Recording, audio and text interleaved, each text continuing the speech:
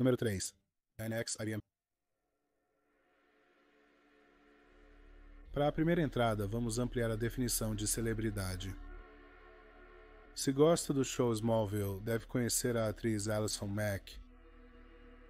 Ela interpretou uma das personagens principais, Chloe Sullivan. Para impulsionar sua carreira, Mack ingressou no NX-IVM em 2006. NX-IVM foi criado em 1998 em Albany, Nova York, por Keith Rainier e Nancy Salzman. Salzman era uma ex-enfermeira psiquiátrica, e em uma fonte ela foi identificada como hipnotizadora. Rainier se dizia cientista, mas não era. Ele tinha experiência em administração e trabalho com MLMs, ou seja, marketing multinível. MLMs são frequentemente chamados de esquemas de pirâmide. Ele possuía e operava um marketing multinível, o Consumer Byline. O procurador-geral acabou fechando o esquema e multou Rainier em $40 mil. Ao longo da história da NX-IVM, cerca de 18 mil pessoas se juntaram. A organização se apresentava como um recurso educacional de autoajuda. As pessoas que originalmente se juntaram foram atraídas por um curso de 5 dias chamado Programa de Sucesso Executivo. Custou-lhes $2.700. Muitas pessoas descobriram que o curso ajudava com problemas com os quais estavam lidando, incluindo ansiedade e transtorno obsessivo-compulsivo, entre outros. Em 2009, o Dalai Lama planejava visitar a NX-IVM, mas ouviu algumas informações preocupantes sobre o grupo, então ele cancelou. Contudo, a visita foi reagendada para maio de 2009, onde ele aparentemente aprovou o trabalho deles.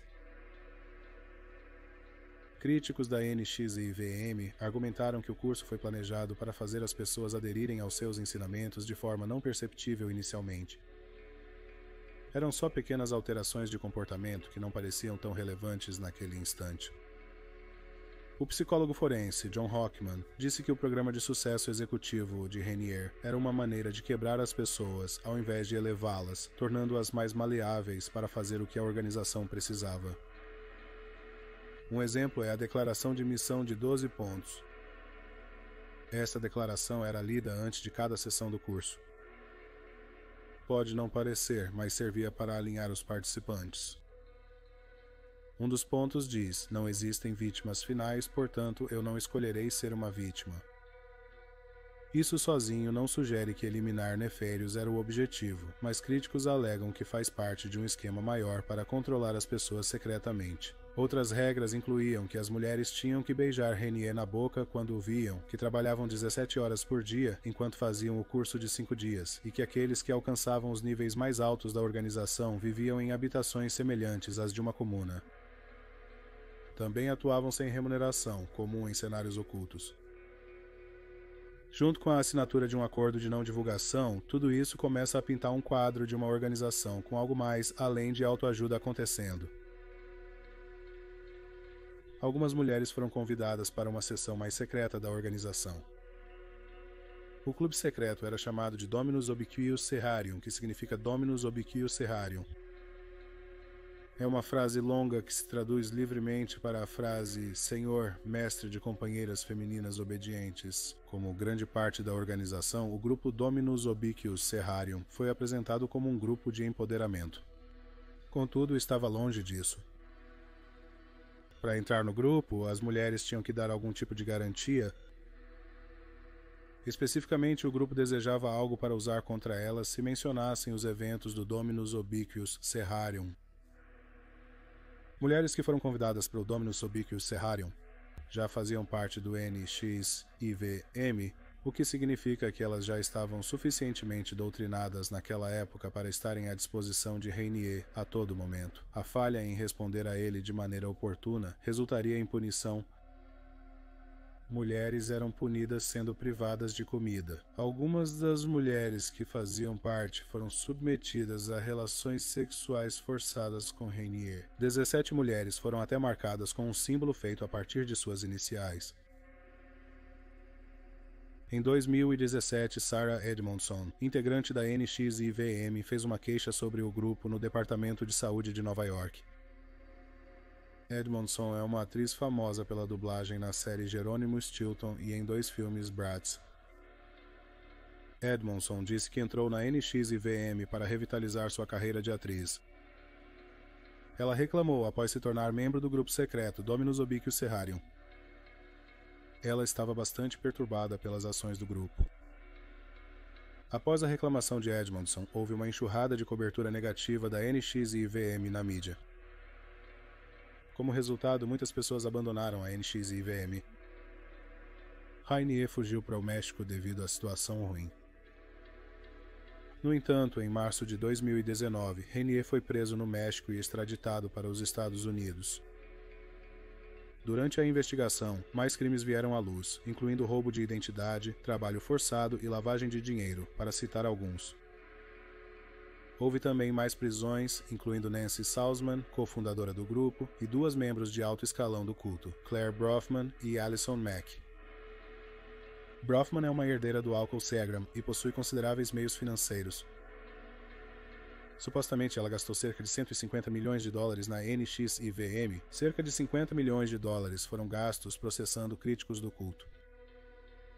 Alison Mack usou sua influência para persuadir mulheres a ingressarem no Dominus Obíquio Serrarium, apresentando-o como um grupo de empoderamento feminino. Talvez por ser uma atriz meio famosa ou por conseguir convencer pessoas. Parecia ser o papel dela na organização. Ela tentou fazer com que Emma Watson, estrela dos filmes de Harry Potter, se juntasse ao Dominus Obíquio Serrarium tweetando para ela. Por todas as contas, essa não foi um recrutamento bem-sucedido. Embora Mack parecesse se voltar contra Rainier, tornando-se um informante contra ele, Brofman parecia leal a ele até o fim. Nem Mack nem Brofman escaparam das garras da lei. Mack confessou ser culpado de extorsão e conspiração para extorsão. Ela recebeu condenação de 3 anos de prisão, seguidos por 3 anos de liberdade supervisionada e multa de $20 mil. Ela cumpriu 2 anos. Rothman se declarou culpado de roubo de identidade e fraude de imigração. Ela foi condenada a 6 anos e 9 meses de prisão e multada em $500 mil. Nancy Salzman, a cofundadora e a pessoa referida como a prefeita na NXIVM, foi acusada de roubo de identidade e alteração de registros. Ela alterou documentos para fazer parecer que a NXIVM não era tão culpada quanto era. Foi sentenciada a 3 anos e meio de prisão. Stephen Rainier, devido ao seu papel de fundador e líder da organização, recebeu justamente a sentença mais severa. Em seu julgamento, muitos ex-membros do NXIVM disseram que foram psicologicamente manipulados e estavam constantemente sob ameaça de serem processados se falassem ou discordassem dele.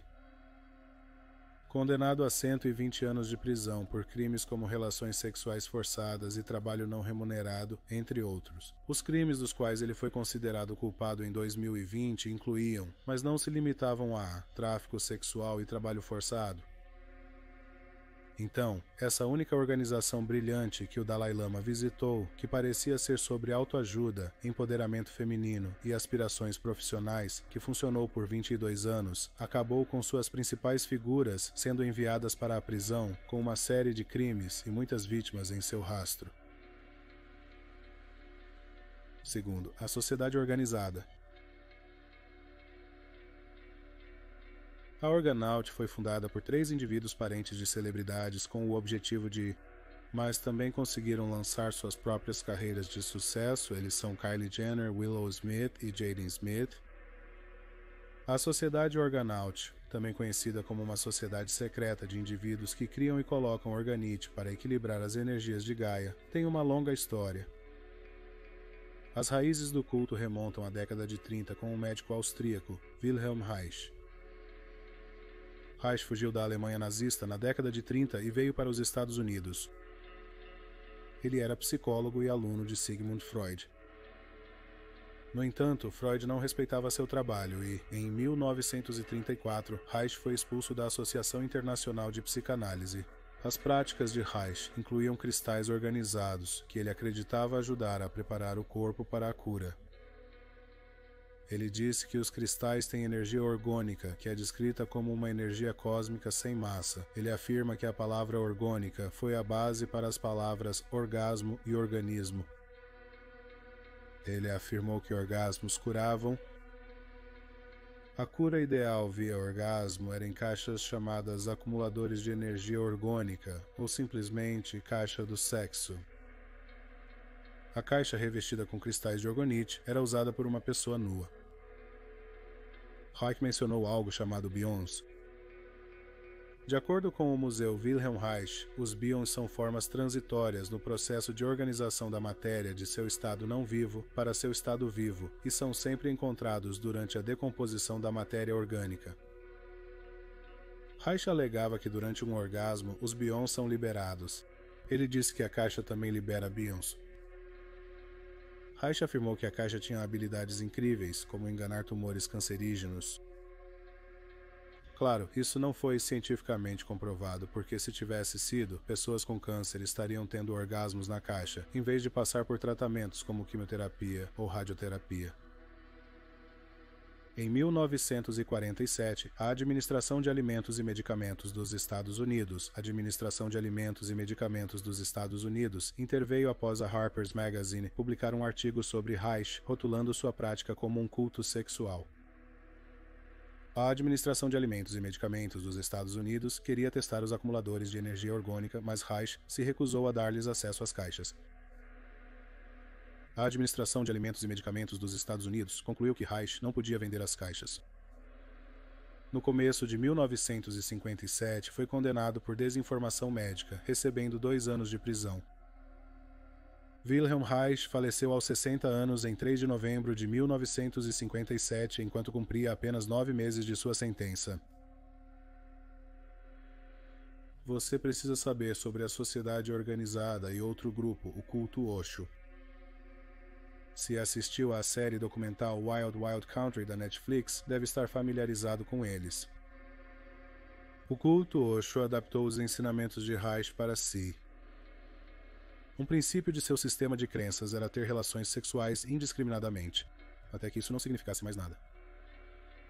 A iluminação foi alcançada por uma pessoa para quem o sexo não significava nada. Eles também fizeram sua própria caixa de sexo para usar antes das relações sexuais. A queda do culto Osho foi quando eles cometeram ataques bioterroristas em restaurantes locais. 751 pessoas tiveram intoxicação alimentar não letal. Foi o maior ataque bioterrorista da história americana. A seita planejava adoecer uma grande parte da população para impedir que votassem em uma eleição local onde membros da seita concorriam a cargos. A sociedade organizada construiu seu sistema com base nos princípios de ambos os grupos. Conforme provavelmente previu, Kylie Jenner, Jaden Smith e Will Smith são grandes adeptos dos cristais organizados. Em 2014, Kylie postou uma foto dela no Instagram segurando um cristal em forma de pirâmide acompanhado de uma legenda simples que dizia Amor. Ademais, os 3 são comumente vistos adquirindo cristais ou postando fotos produzindo seus orgonites. Mesmo que pareça distante de Reich e da seita Osho, como se fossem apenas crianças curtindo fazer cristais, Willow postou uma foto nas redes sociais segurando o livro escrito pelo líder da seita Osho, Bhagwani Sri Rajneesh. Willow e Jaden parecem muito interessados nos ensinamentos da seita Osho. Seu amigo, ex-astro de Han Montani, Mosias Arias, os apresentou aos ensinamentos da seita. Então, Kylie, Jaden e Willow estão envolvidos numa seita ou apenas se interessam por cristais? Cientologia. A Cientologia é de longe a seita mais influente nesta lista e certamente tem o maior poder estelar. Os membros incluem grandes estrelas como Tom Cruise, John Travolta e Elizabeth Moss. Ele fundou a Cientologia. Lafayette Ronald Hubbard, conhecido como Ron Hubbard. Hubbard nasceu em Tilden, Nebraska em 1911 e fundou a religião em 1954. Começou a carreira escrevendo roteiros e ficção científica para revistas pulp. Serviu na Segunda Guerra Mundial e disse que foi ferido em combate. Ele disse que suas práticas, que viraram parte da Scientologia, o curaram. Porém, ele não se feriu na guerra. Após seu serviço, ele continuou a escrever, mas seu foco mudou para a saúde mental. Esses escritos fundamentaram a Scientologia. Em maio de 1950, Hubbard publicou Dianetics, o livro mais importante da Scientologia. No cerne, a crença da Scientologia é derivada da existência de seres chamados Thetans. Um Tetã é uma alma que não faz parte de um corpo físico. Eles vivem várias vidas, mas são, em última análise, imortais. Outra parte da Scientologia é encontrar uma maneira de superar o trauma. Isso porque, de acordo com os ensinamentos da Scientologia, as pessoas têm uma mente reativa, e ela assume o controle de nossa mente analítica quando lidamos com traumas. A mente reativa contém engramas, imagens negativas ligadas ao trauma vivenciado por uma pessoa. Uma maneira pela qual a Scientologia lida com esse trauma é sendo auditada com um emitter. O processo inclui ser conectado a um emitter que supostamente identifica mudanças emocionais na pessoa. Engramas vêm à tona durante a auditoria e depois se livra deles. É quando se tornam claros, um termo comumente ligado à Scientologia. De acordo com a Igreja, a Scientologia tem 10 mil igrejas em todo o mundo, em 167 países. Além disso, a taxa de recrutamento é alta, com 4,4 milhões de pessoas aderindo anualmente. No entanto, estudiosos disseram que é mais provável que haja centenas de milhares de cientologistas, não milhões. Então, como a Scientologia atrai pessoas, especialmente as de alto perfil? Scientologistas costumam recrutar através de testes de personalidade. Esses testes supostamente dizem o que está errado com o sujeito, e o testador fornece a eles informações sobre como a igreja pode ajudá-los com esses problemas. Eles também se concentram em recrutar atores, especialmente jovens emergentes, afirmando que podem alavancar suas carreiras em Hollywood. Diversos atores famosos hoje iniciaram na Scientologia na juventude. Tom Cruise conheceu a Scientologia por meio de sua primeira esposa, Mimi Rogers, mas ela negou isso. Contudo, Cruise entrou em 1986 quando era uma estrela em ascensão. John Travolta conheceu a Scientologia já em 1975. Ele havia abandonado o ensino médio, esperando fazer carreira em Hollywood, e estava trabalhando em um filme quando o outro ator, a Joan Prater, deu-lhe o livro Dianética. Atribui seu sucesso profissional à Scientologia. A saudosa Kirstie Alley afirmou que a Scientologia a auxiliou a vencer o vício em cocaína. O escritor-diretor Paul Haggis, que já deixou a igreja, entrou nela em 1975 após receber o livro Dianética em frente a uma loja de discos. Ele estava tendo uma briga com sua então namorada e ele pensou que a Dianética e a igreja ajudariam a salvar o relacionamento deles. Por que a Scientologia é tão polêmica? Há críticos quase desde a fundação da igreja. Uma crítica relevante é o custo aos membros. Por exemplo, eles têm cursos que custam aproximadamente $300 mil, e isso não inclui outros custos associados à igreja. Em 1958, o Internal Revenue Service revogou o status de isenção de impostos da igreja.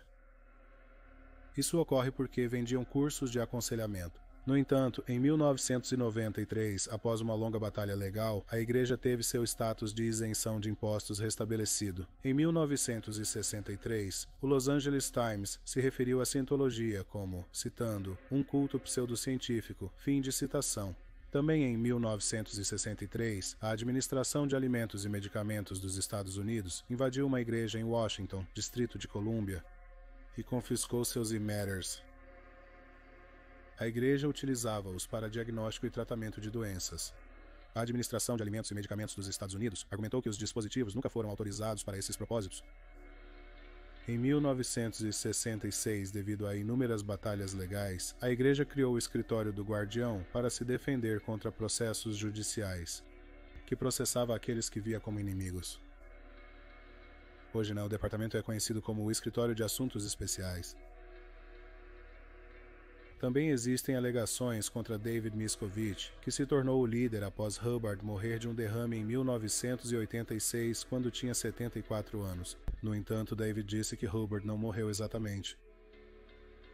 Ele alcançou outro nível operacional TENI e não precisa mais de um corpo para sobreviver. As pessoas disseram que David Miscovich é um líder cruel e tirânico que foi fisicamente violento contra muitos membros da igreja. Ele socou e chutou outros cientologistas que sentem que não podem agir contra ele devido à sua alta posição na organização. Ele também é manipulador psicologicamente. Ex-membros disseram que muitas pessoas foram colocadas em um lugar chamado The Hole, que são 2 trailers duplos. Um dia David veio até as pessoas no The Hole e disse que eles jogariam cadeiras musicais e o vencedor poderia ficar na base. Aparentemente, os jogadores do jogo rapidamente se voltaram uns contra os outros e se tornou violento, pois todos queriam desesperadamente ficar. Este é apenas um exemplo de David impondo seu poder no grupo. Há também muita controvérsia em torno de sua esposa, Shelly Miscavige. Ela não é vista em público há anos. Algumas pessoas afirmaram que em junho de 2006, enquanto seu marido estava fora, ela preencheu vagas de emprego sem a permissão dele. Após isso, ela sumiu do público. A implicação é que Davi afirma seu poder sempre que acha necessário, até mesmo sobre sua própria esposa. Uma grande razão para as pessoas considerarem a cientologia como seita é a política de desconexão. A política, que a igreja publicamente disse que não existe, é aparentemente bem conhecida entre os cientologistas. Paul Haggis se referiu à política em sua carta às autoridades da igreja quando decidiu deixar a religião, afirmando muito claramente que todos sabiam sobre isso. A regra é que os membros não podem dialogar com críticos da igreja. Essas pessoas são chamadas de SPs, que significa pessoas supressivas. Embora haja muitas críticas sobre a cientologia ser uma seita, Mark Oppenheimer, um jornalista com PhD em estudos religiosos pela Universidade de Yale, argumenta que a cientologia é como qualquer outra religião. Oppenheimer indica que outras religiões praticam o dízimo, que é dar uma porcentagem da renda para a igreja. Ele argumenta que apesar da cientologia ser bastante focada em dinheiro, não difere de outras religiões que construíram grandes e elaboradas catedrais. Em suma, as acusações de que a cientologia é uma seita são mais baseadas no comportamento dos líderes da igreja e seu tratamento aos membros, do que em suas crenças espirituais. Obrigado por ver este vídeo. Esperamos que você tenha achado interessante. Se você achou interessante, por favor, certifique-se de se inscrever. Haverá um vídeo semanal sobre o paranormal. Se você acabou de achar o canal Criminalmente Listado, temos mais de 325 vídeos do Criminalmente Listado. Temos mais de 325 vídeos mostrando histórias de crimes estranhos, mas reais. Você pode encontrar em youtube.com, Criminalmente Listado.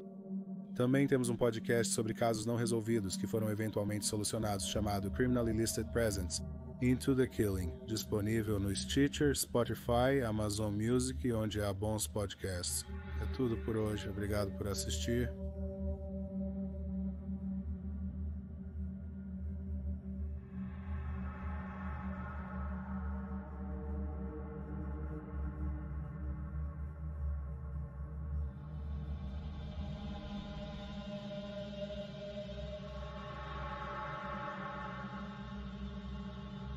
Obrigado.